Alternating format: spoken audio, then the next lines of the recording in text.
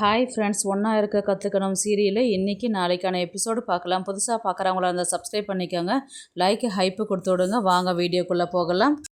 நேற்றுக்கு எபிசோடு எதில் முடிச்சிருப்பாங்கன்றது பார்த்தீங்கன்னா, கண்டினியூஸாக முருகன் இந்திராவுக்கு தான் கால் பண்ணி என்ன பண்ணிட்டுருக்குற, ஏது பண்ணிட்டுருக்குற அப்படின்ற மாதிரி தான் கேட்டுகிட்டே இருப்பார். ஏன்னா ஒருத்தர் டீ கடையில் உட்காந்து பேசிகிட்டு இருக்கும்போது, நான் ஆஃபீஸ்க்கு வந்துட்டேம்மா, நான் சாப்பாடு சாப்பிட்டேன், இப்போ டீ குடிச்சுட்டுருக்குறேன்னு சொல்லிட்டு ஒரு மெசேஜை ஃபார்வர்ட் பண்ணுவார், வாய்ஸ் மெசேஜாக அவங்க ஒய்ஃபுக்கு.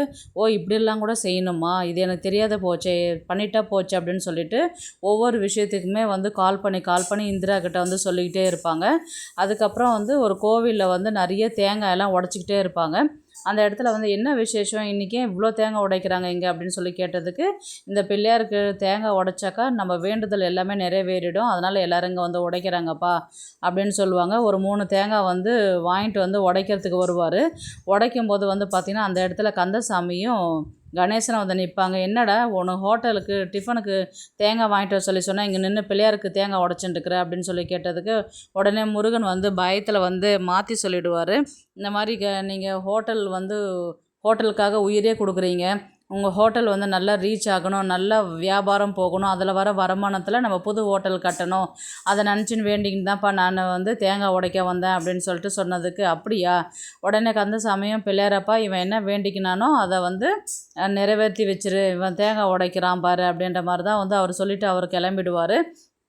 இவர் நான் இந்திராவை கல்யாணம் பண்ணிக்கணும், நான் இந்திரா எங்கள் வீட்டில் அவங்க வீட்லேயும் சம்மதம் சொல்லி கல்யாணம் பண்ணிக்கணும் அப்படின்ற மாதிரி தான் தேங்காய் உடைப்பாங்க. உடனே முருகன் பிள்ளையார்கிட்ட, நான் தெரியாத சொல்லிட்டேன், அந்த விஷயத்தை டீலில் விட்டுறாத, நீ எப்படியாவது எனக்கு இந்திராவை கல்யாணம் பண்ணி மட்டும் வச்சிரு அப்படின்ற மாதிரி தான் காலையில் தேங்காய் உடைச்சிட்டு போவார். உடனே இவர் கணேசனும் கந்தசாமியும் வீட்டில் பேசிக்கிட்டு வரும்போது லக்ஷ்மி என்ன சொல்லுவாங்க, இது சரிப்பட்டு வராதுமா, இனி எப்படியாவது எங்கள் அண்ணன் பொண்ணை கல்யாணம் பண்ணி வைக்கிறேன்னு சொன்னால் தான் இவர் முருகனுக்கு எதனா ஒரு பொண்ணை பார்த்து கல்யாணம் பண்ணி வைப்பார் அந்த இந்திராவை அப்படின்ற மாதிரி தான் இவங்க பேசுவாங்க. அதனால் ஒரு பிளான் போடுறேன்னு சொல்லிட்டு இவங்க வராத ஃபோனை ஆன் பண்ணி பேசுகிற மாதிரி, இந்த மாதிரி எங்கள் அண்ணன் பொண்ணு ரொம்ப அழகாக இருக்குது, பேசாத அந்த பொண்ணை பேசி முடிச்சிருங்க, நீங்கள் ஆல்ரெடி இப்போ சொல்லிட்டும் போயிருந்தீங்க இல்லையா அப்படின்ற மாதிரி தான் பேசுவாங்க. உடனே கந்தசாமிக்கு கோவம் ஏ கணேசா, நான் உன்னை இந்திராவை பொண்ணு பார்த்துட்டு வர சொல்லி சொன்னேன், நீ போனையா போலையா அப்படின்னு சொல்லிட்டு கேட்பாங்க. இல்லைப்பா, ஏதோ ஒரு வேலையில் நான் அதை மறந்துட்டேன் நான் அப்படின்ற மாதிரி தான் அவர் சொல்லுவார். அதெல்லாம் உனக்கு எத்தனை வாட்டி சொல்கிறது, லக்ஷ்மி தனியாக ஒண்டியாக இருந்து கஷ்டப்படுறா, அவளுக்கு ஒரு மருமக வேணும்னு நான் உனக்கு எத்தனை வாட்டி சொல்லியிருக்கிறேன், எனக்கு தெரியாது என்ன பேசுவியே என்ன பண்ணுவியே தெரியாது, எனக்கு இந்திராவை நம்ம வீட்டு மருமகளாக ஆக்கணும் அப்படின்னு சொல்லிட்டு தான் இங்கேருந்து அனுப்பி விடுவாங்க. உடனே லக்ஷ்மி தான் சிரிப்பாங்க, என்ன பொடி போட்டால் இவர் அடுத்த வேலையை செய்வார்ன்றது எனக்கு தெரியும், அதனால தான் நான் இப்படி சொன்னேன் அப்படின்ற மாதிரி தான் சொன்னதுக்கு, உடனே அடுத்த செகண்டே கணேசன் கிளம்பி நேராக இந்திரா வீட்டுக்கு தான் போவாங்க. இந்திரா வீட்டில் அங்கிள் இந்த மாதிரி எனக்கு முருகனை ஒரு ஃப்ரெண்டாக தான் பார்க்குறேன், நான் லவ்வெல்லாம் பண்ணலை, நீங்கள் இந்த மாதிரி திடீர்னு பொண்ணு கேட்பீங்கன்றதை நான் எதிர்பார்க்கவே இல்லை அப்படின்னு சொல்லிட்டு சொல்லும் போது கணேசன் தான் அப்போ யோசிப்பார், நம்ம தான் அந்த பொண்ணு லவ் பண்ணதுன்னு நினச்சின்னு முருகனை ஏற்றி விட்டுட்டோம், இந்த பொண்ணு கொஞ்சம் கூட லவ் பண்ணவே இல்லை, ஃப்ரெண்டாக தான் பழகுதுன்றது இப்போ சொல்லுது, இந்த விஷயத்தை முருகன்கிட்ட சொன்னால் முருகன் கஷ்டப்படுவான், எதுவோ நல்லதோ கெட்டதோ கடவுள் மேலே பாரத்தை போட்டு எப்படியாவது இவங்க 2 பேரும் ஒன்றா சேர்த்து வைப்போம், அதுக்கப்புறம் இருக்கிற பிரச்சனையை சமாளிச்சுக்கலாம் அப்படின்னு சொல்லிட்டு இவர் என்ன சொல்லுவார், அதெல்லாம் ஒன்றும் இல்லைம்மா, முருகனுக்கு தெரியாது தான் நான் வந்தேன் நான் அப்படின்ற மாதிரி தான் கணேசன் பேச்சை மாற்றிடுவார்.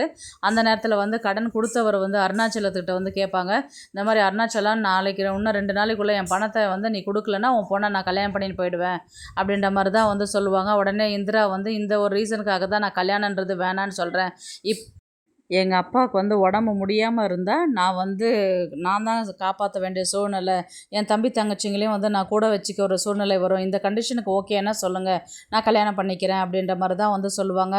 இந்த நிலைமையெல்லாம் முருகனுக்கு புரியுமா, கண்டிப்பாக முருகன் அதெல்லாம் வேணான்னு சொல்ல மாட்டார், அவர் செய்வார் அப்படின்ற மாதிரி தான் கணேசன் சொல்லுவார். அப்படின்னா எனக்கு கல்யாணத்துக்கு சம்மதம் அப்படின்ற மாதிரி சொல்லுவாங்க. உடனே அருணாச்சலமும் இதில் எனக்கு ரொம்பவே சந்தோஷம், அந்த தம்பி பார்த்தா நல்ல தம்பியாக தான் இருக்குது, எனக்கு அந்த தம்பியை ரொம்ப பிடிச்சிருக்கு அப்படின்ற மாதிரி தான் சொல்லுவாங்க. அப்புறம் என்ன விடுமா, கல்யாணத்தை பார்த்துக்கலாம் அப்படின்ற மாதிரி தான் இவர் சொல்லிட்டு நேராக கந்தசாமி கிட்ட தான் போவார். கந்தசாமி கிட்ட நடந்த விஷயத்தை முக்கால்வாசி மறைச்சிடுவார், பாதி விஷயத்தை தான் சொல்லுவார்.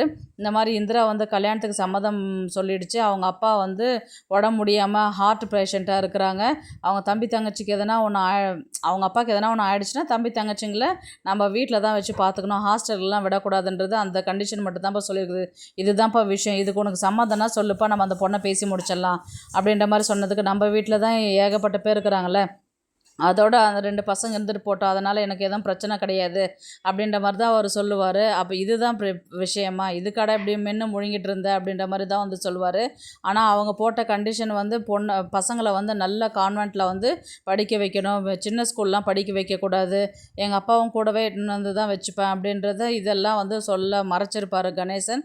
சரி, நம்ம நல்ல விஷயந்தான் பண்ணுறோம், நல்லதுன்னு நினச்சிப்போம், கண்டிப்பாக கல்யாணம் ஆகிடுச்சுன்னா எல்லாமே மாறும், அப்படியே பிரச்சனை வந்தாலும் அந்த பிரச்சனையை எப்படி சமாளிக்கின்றது யோசிக்கலாம், இப்போதைக்கு அதை பற்றி எதுவும் பேச வேண்டாம் அப்படின்ற மாதிரி கணேசன் வந்து மனசுக்குள்ளே நினச்சிக்கிட்டு, அவ்வளோதான்ப்பா விஷயம் அப்படின்ற மாதிரி தான் அவங்க சொல்லுவாங்க. சரி, எனக்கு விருப்பம், நாளைக்கு அந்த பொண்ணை போய் பார்த்துட்டு வந்துடலாம் அப்படின்ற மாதிரி தான் வந்து இவங்க சொல்லுவாங்க. கந்தசாமி நைட் எல்லாருமே உட்காந்து சாப்பிடும்போது முருகன் மட்டும்தான் லேட்டாக வருவார். வாடா கை கழுவிட்டு வா, வந்து உட்காந்து சாப்பிட்லான்னு லட்சுமி சொல்லுவாங்க.